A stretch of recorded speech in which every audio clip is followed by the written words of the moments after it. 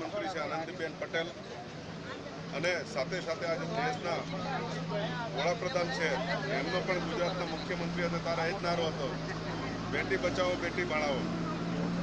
આજે અત્યારે ગુજરાતના મુખ્યમંત્રી તરીકે આનંદીબેન છે, છતાં ગુજરાતની અંદર મહિલાઓ સલામત નથી.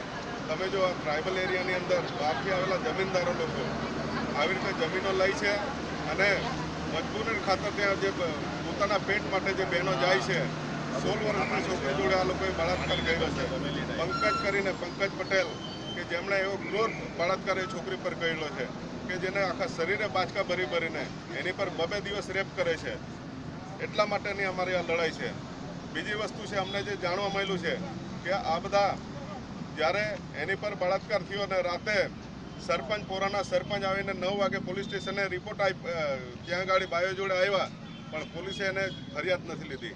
પરિણામે 1 રાત ઓર બળાત્કાર થયો છે એની પર. અગર જો પોલીસે એ સમયે કાળજી રાખત તો બીજે દિવસનો બળાત્કાર એનો બચી જત. ટાઈગર સેનાને ખબર પડી, ટાઈગર સેનાને જાણ કરી એટલે ટાઈગર સેના અહીં ત્યાં જ એને છોકરીને ત્યાંથી છોડવી લાવ્યા અને પોલીસ સ્ટેશને એને સોંપ્યા છે, એના દલાલોને સોંપ્યા છે અને એની પર FIR ફળાવ્યો છે. એટલે આ બિલિસ્તાન ટાઈગર સેના એક સામાજિક સંગઠન છે, એ કોઈ જાતિનું નથી, સમગ્ર લોકોના જાતિનું છે. એટલા માટે સૌ સમાજે એને સહકાર આપ્યો છે, ચાહે મુસ્લિમ હોય, ચાહે OBC હોય, ચાહે રજપૂત હોય, બધા લોકોનો સહકાર છે, વેપારી લોકોનો સહકાર છે અને પોલીસનો પણ એની અંદર બહુ શાંતિનો સહકાર છે, બહેનોનો પણ સહકાર છે. તો હું સૌનો ખૂબ ખૂબ આભાર માનું છું.